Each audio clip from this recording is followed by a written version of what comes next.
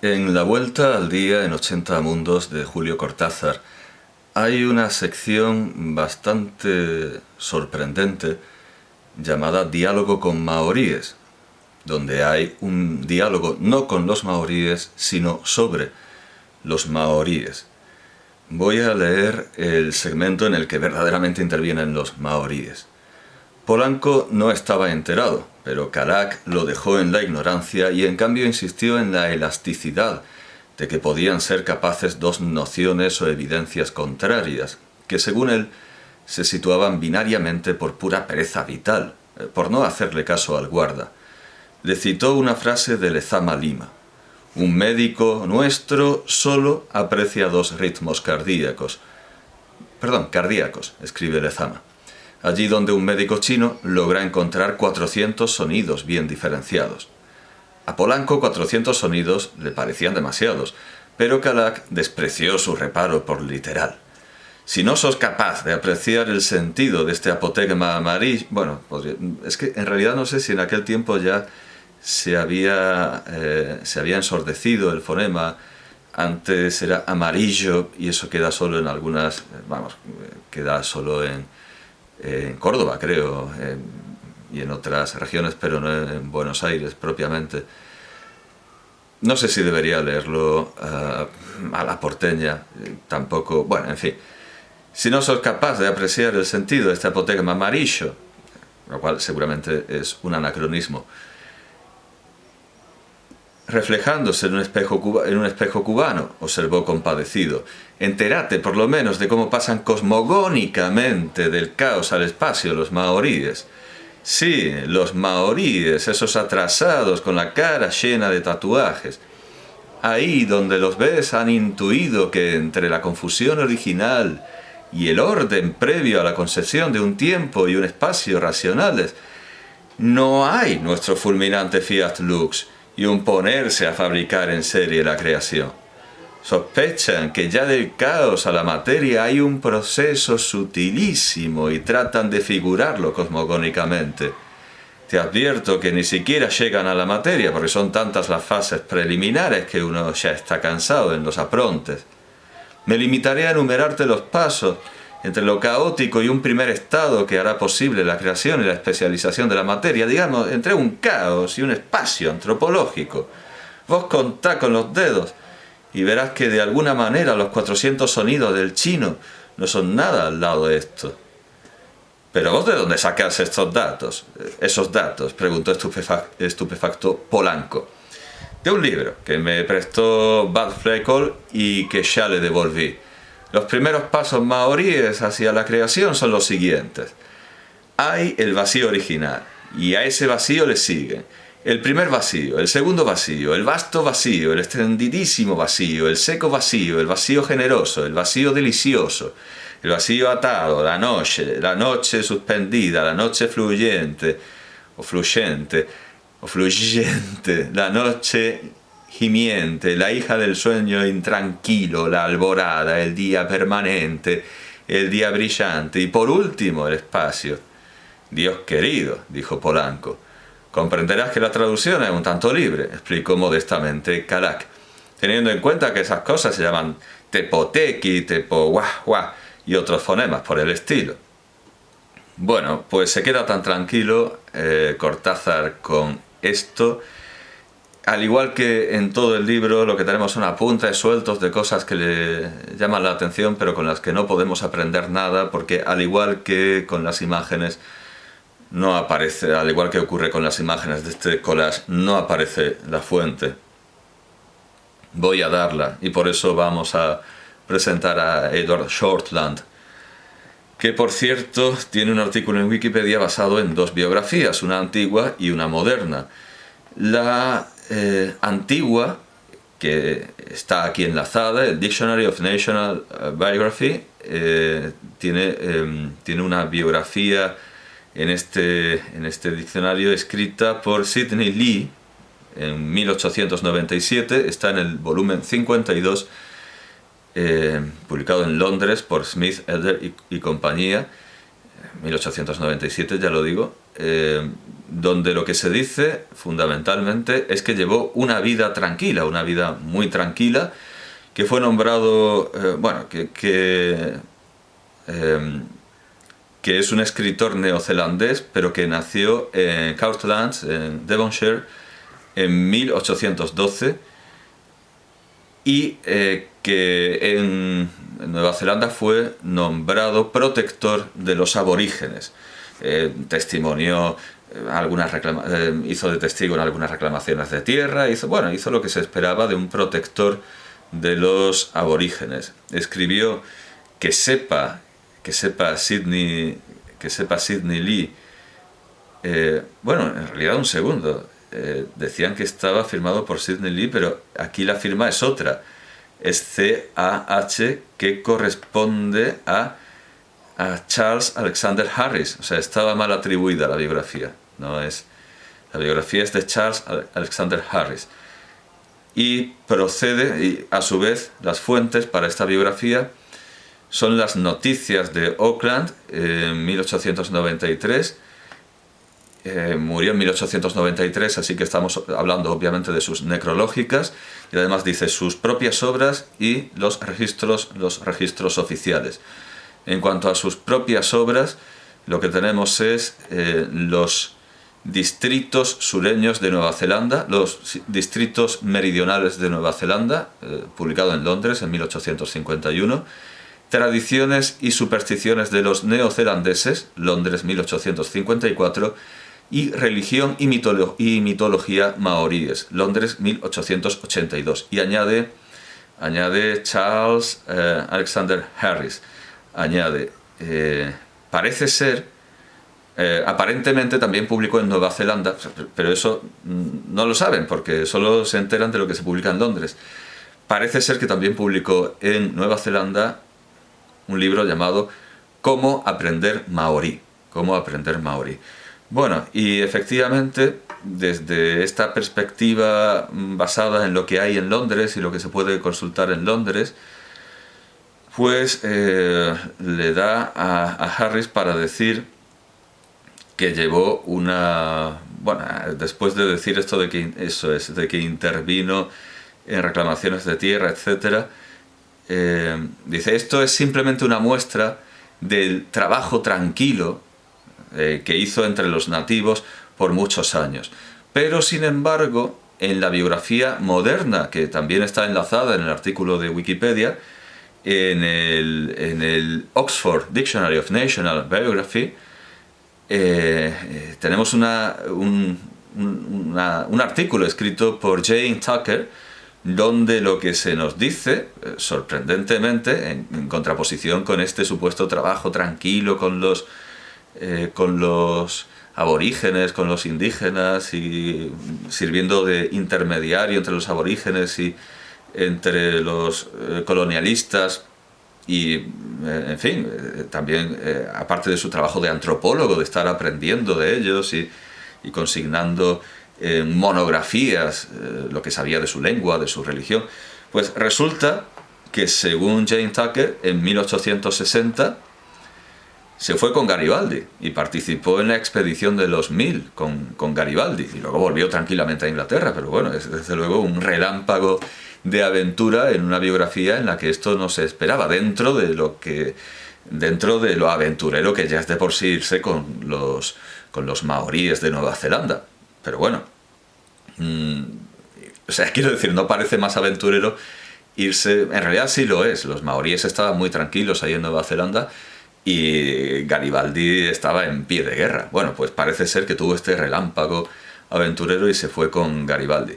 Bien, pues su libro Religión y mitología maoríes, Maori, Religion and Mythology Illustrated by Translations of Traditions, Karakia, etc., to which are added notes on Maori tenure of land. Claro que esto es lo fundamental de su trabajo. Esto es de 1882, Londres, Longmans, Green y compañía, gran editorial para el orientalismo y para las disciplinas del conocimiento de las culturas más allá de la europea. Esta es la fuente de donde todos los antropólogos, incluyendo el que seguramente seguía Cortázar, han tomado esto del vacío, etc. Y efectivamente no es como nos podíamos suponer, no es como dice Cortázar. Desde luego lo de Zamalima tampoco es algo que tenga mucho sentido, es una invención o una exageración de una exageración. Capítulo segundo. Cosmogonía y mitología. Voy a tener que ampliar, porque los maoríes no tienen ninguna tradición sobre la creación. La gran causa misteriosa de todas las cosas en el cosmos era, según lo concebían, el poder generativo, el poder engendrador. Vamos a ver que esto ocurre de una manera muy directa, es decir, el poder de engendrar. Lo que tienen no es una cosmogonía, es una genealogía. Como por otro lado también está en la cosmogonía de Hesíodo. Es decir, es exactamente lo mismo. En lugar de hablar de un Dios creador que lo hace todo, o de una causa natural eficiente, en lugar de un universo filosófico como el de Aristóteles, siempre existente, o como el de los asharitas, que también pensaban que el universo no podían, claro, porque tenían que meter a Dios, pero bueno, casi. En realidad los musulmanes también tienen nociones de lo increado, y el Corán se presenta como increado en algunas escuelas. El caso es que no es un universo teológico, el de los maoríes y el de Hesíodo, ni es un universo filosófico como el de Aristóteles, como el de también algunas sectas musulmanas. Es un universo que se explica porque alguien es hijo de alguien. Alguien es hijo de alguien. Claro, al final hay una petición de principio, pero vamos a ver cómo lo resuelven los maoríes. Tenemos, en fin, en suma, que lo que tienen es eso, es una genial. Esto es, después de... lo leo todo.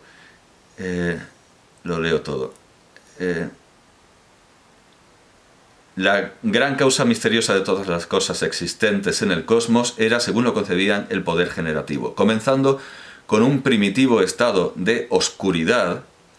Este estado de oscuridad, claro, ese es el principio, ¿verdad? Como la gallina que pone todos los demás huevos. Esta oscuridad concibió a Po, la noche, como una persona capaz de engendrar una raza de seres que se le parecían. Después, una sucesión de diversas generaciones de la raza de Po, Teata, el alba, fue engendrada también. Entiendo que Mon es el alba, pero no esto, sí, la alborada, sí, el alba. El alba fue engendrada. Entonces siguieron algunos seres existentes cuando el cosmos aún no tenía forma. O sea, el cosmos estaba esto se parece desde luego a todas las cosmogonías, y no solo la griega, sino el Enuma Elish, las cosmogonías previas. En realidad sí que es una cosmogonía. Lo que no tiene es mito de la creación, pero ese caos informe primordial sí está. Lo que pasa es que según esto podemos distinguir. La creación babilónica piensa en un caos acuático, en las aguas primordiales, y eso está en la Biblia, eso pasa a la Biblia.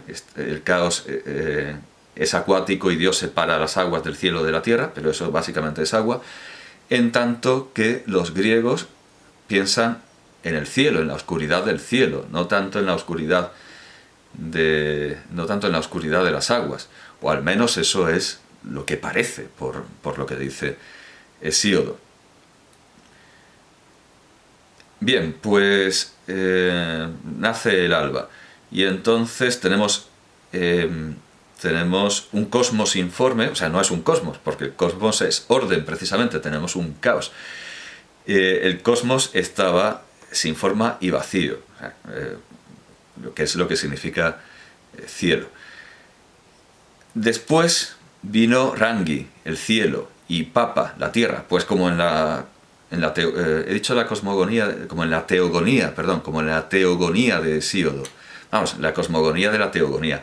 La teogonía de Hesíodo. La teogonía de Hesíodo presenta exactamente esto mismo. Vienen luego el cielo y la tierra, los vientos y otros poderes celestiales, otros poderes que están en el cielo físico, como se registra en las tradiciones genealógicas preservadas hasta el presente. Así que la teología se incorpora en las genealogías. Uno empieza por su padre y por su madre, por su abuelo, y luego llega a los antepasados de los maoríes neozelandeses, y luego va subiendo y puede seguir subiendo hasta los dioses panmaoríes, por así decirlo, que están compartidos por otras islas y por otras culturas, y al final llega hasta estos dioses primordiales, pero están incorporados en la genealogía personal de cada cual. Lo que pasa es que, claro, la genealogía se va diferenciando según se acerca a quien la recita, y se va pareciendo a todo un universo maorí e incluso a otras religiones arcaicas como la griega, según se va alejando del individuo. Y bien, en las páginas siguientes tiene no una clasificación de vacíos ni una clasificación de noches, sino una genealogía, una genealogía, aunque clasificada, cierto es, y de aquí puede venir esa especie de enciclopedismo científico de hay tantas clases de vacío. No, la afirmación de Cortázar viene de una mala lectura, de una lectura al estilo enciclopédico de lo que en Shortland no es sino la exposición, la explicación de una genealogía. Y aquí, bueno, pues tenemos poderes de la noche y la oscuridad, Tepo, la noche, Tepoteki, la noche que cuelga, Tepoterea, la noche que escala, Drift, o la noche que sortea. Vamos a ver, siempre tengo la noche que va a la deriva. Sí, que, en fin, que hace lo que puede, la noche que hace lo que puede. Tepohuahua, que esto lo citaba Cortázar, la noche que se queja, la noche que se queja o que gime, sí, la noche que gime. Hine Roakimoe, y entiendo que esto, como Tepo a secas es la noche, pues entiendo que otra evolución en esta genealogía es Hine Roakimoe Tepo. Bueno, luego están los poderes de la luz, Teata, que es el alba, Teaoturoa, el día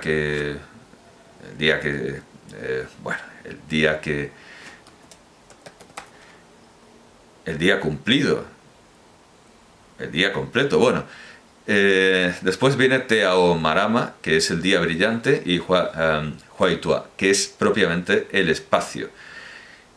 Luego clasifica, pero claro, todo esto es una clasificación de algo que se presenta como lineal, como una genealogía, como en la teogonía de Hesíodo. Poderes del cosmos sin forma y el vacío. Y aquí tenemos Tecore, que es el vacío, Tecore Tuataji, Tecore Tuarua, Core Nui, Core Roa, Core Para, Core Huihuia, Core Rawea, Core Tamagua, que es el vacío rápidamente ligado, y Temangu, que Shortland lo identifica con lo negro, y aclara, remitiéndonos a Hesíodo, scilicet erebus. Erebus lo identifica con el erebo. O sea, esto no es en absoluto algo original, chocante. Esto coincide bastante con la teogonía. Por cierto, que hay algo interesante que dice Shortland, y es que tenemos razón, en las páginas anteriores, tenemos razones para considerar las tradiciones mitológicas de los maoríes como procedentes de un periodo verdaderamente antiguo. Se cree que son sacratísimas, se cree que son sacrosantas y que no se pueden repetir salvo en lugares considerados sagrados, en lugares apartados, en lugares apartados como sagrados, en lugares consagrados.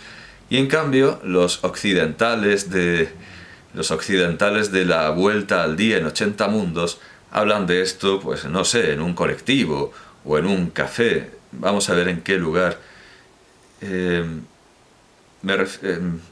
Polanco le preguntó un día a Calac qué entendía por esas frases llenas de pan con manteca y mamíferos paquidermos. Bueno, no dice dónde, pero evidentemente están lejos de lo sagrado, están en una conversación coloquial donde están profanando y desecrando el mito maorí, que era evidentemente sagrado como el mito griego. Bueno, ¿qué nos ha aportado la lectura de Cortázar? Un gran esfuerzo para trepar desde el volumen de la mitología de todas las razas, esa magnífica colección, a partir de donde yo he tomado, a partir de donde yo he podido ascender y escalar hasta Shortland, y no nos ha transmitido nada que no pudiera habernos dado con muchísima más precisión y exactitud Shortland, que además nos dice que, bueno, sí, él lo presenta como la mitología maorí en general, pero quienes han estudiado otros campos, otras áreas, otros dominios religiosos maoríes, es muy tarde, es de noche y sin embargo siguen haciendo ruido por la calle. Quienes han estudiado otros dominios maoríes se dan cuenta de que esto es solo una versión que recogió Shortland en Nueva Zelanda, pero que no se puede hacer extensivo a todos los maoríes. Con lo cual, en realidad, estando en un tiempo en el que esto se sabe, Cortázar debería haber titulado su segmento Diálogo con neozelandeses, más que con maoríes. Pero además, y está bien claro, los maoríes ahí no tienen ni voz ni voto. Se les ha sacado su mito y se los ha convertido en una curiosidad, como en esa falacia de que los esquimales tienen, no sé, 500.000 palabras para la nieve, lo cual es un invento como lo de los 400 pulsos que dice Lezama Lima. Bien, ¿qué hemos sacado de Cortázar? El conocimiento de un autor interesantísimo para el conocimiento de la mitología maorí y, por supuesto, de la comparación con nuestra propia mitología originaria, con la mitología de la teogonía de Hesíodo. Pero, desde luego, para es mucho arroz para tan poco pollo. Es mucho esfuerzo para tan poco como nos aporta este libro de Cortázar, a diferencia de otros muchos suyos.